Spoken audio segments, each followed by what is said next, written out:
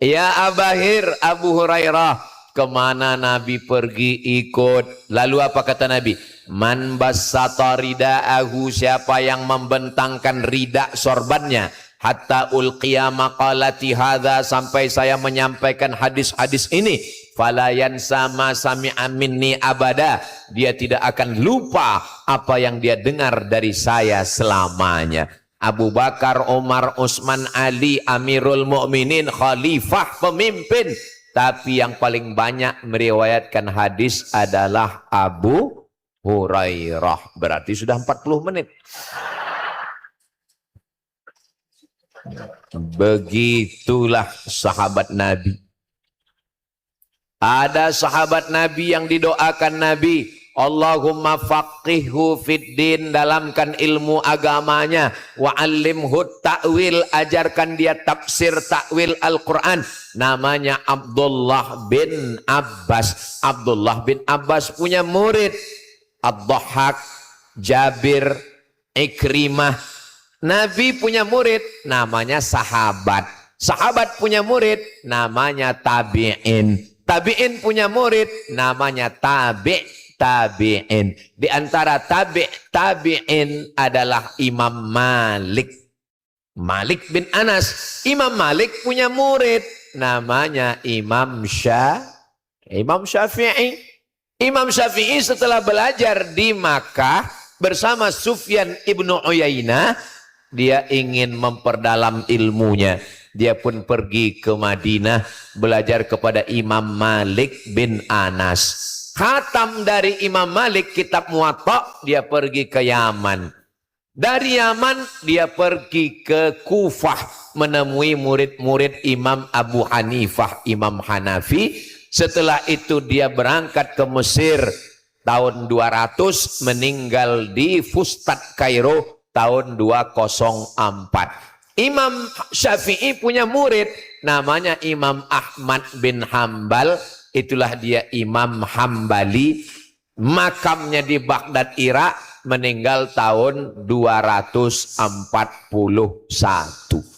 Jadi Imam Maliki punya murid namanya Imam Syafi'i. Imam Syafi'i punya murid namanya Imam Hambali. Ketiga imam ini ikhtilaf. Jadi tiga imam ini ikhtilaf. Imam Syafi'i bismillahnya jahar, bismillahirrahmanirrahim.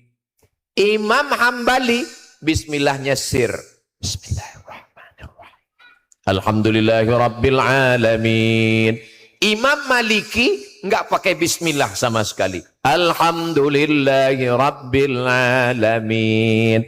Kemarin pas Idul Adha ada yang nanya ke saya, Ustadz, ya, tadi imam kami enggak pakai Fatihah. Itu mazhabnya apa? Saya bilang bukan Hanafi, bukan Maliki, bukan Syafi'i, bukan Hambali. Terus imam grogi. Karena dia sibuk ngitung takbir. Allahu Akbar, Allahu Akbar, Allahu Akbar, Allahu Akbar, Allahu Akbar. Bismillahirrahmanirrahim. Wasyamsi waduhaha. Tapi insya Allah anak-anakku sekalian yang belajar di MBS Zamzam, insya Allah mereka sudah paham ikhtilaf mazhab. Kitab yang utama untuk mencerdaskan umat dalam perbedaan mazhab ini ditulis oleh Imam Ibn Rushd, namanya Bidayatul Mujtahid wa Nihayatul Muqtasid. Dan kita kalau belajar di Mesir, Al-Ismur Rubai, nama mesti 4. Abdul Somad bin Bakhtiar bin Yahya bin Ahmad Shah. Al-Jinsiyah, nationality, warga negara Indonesia. Mazhabnya tidak semua anak Indonesia ngambil mazhab Syafi'i. Ada teman saya, dia ambil mazhab Hanafi. Loh, saya tanya, kenapa kamu ngambil mazhab Hanafi? Kita kan udah belajar mazhab Syafi'i di pondok. Ngapain ngambil Syafi'i lagi katanya. Terus alasan berikutnya, soalnya diktat muqarrar mazhab Hanafi tipis-tipis. Ada sekarang udah jadi ustadz, nggak boleh sebut nama, menjaga kode etik jurnalistik. Jadi kalau umat Islam paham, dulu orang kelahi nih antara NU, Muhammadiyah, Perti, Persis, Al-Jamiatul Wasliyah, yang satu berkunut, satu enggak kunut. Alhamdulillah sekarang sudah enggak kelahi lagi karena sama-sama enggak sholat subuh. Tidak ada yang bisa menyelesaikan konflik kecuali ilmu. Dan ilmu didapatkan dengan talaqi, dengan membacakan ke guru, mesti berguru. Man la syaikha lahu fasyaitanu syaikhuhu. Siapa yang tidak berguru, maka setanlah gurunya. Ada mu'allaf masuk Islam. Setelah masuk Islam, download Quran digital. Habis download Quran digital, aplikasi buka Quran, baca sendiri. Alama. Tulisannya alama. Alama palsu. Setelah berguru ternyata bacaannya salah. Alif lam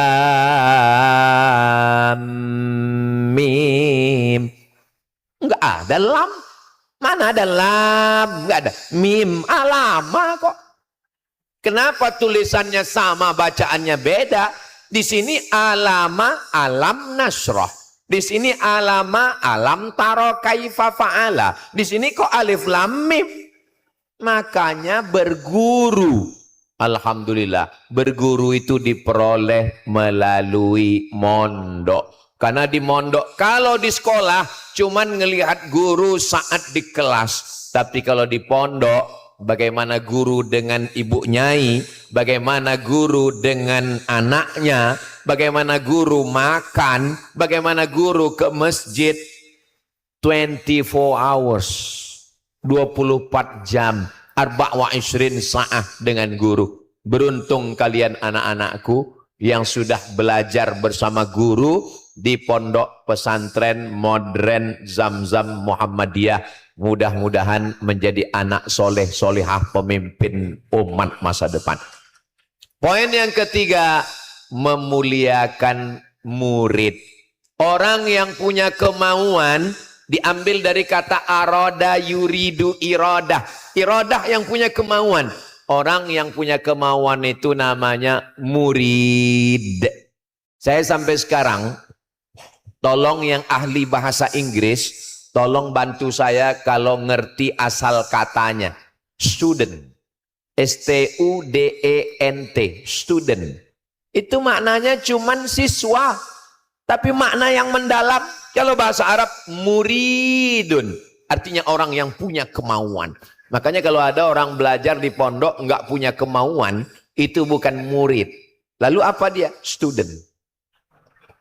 Punya kemauan untuk belajar. Bahasa Arab lain yang menunjukkan murid adalah talibun.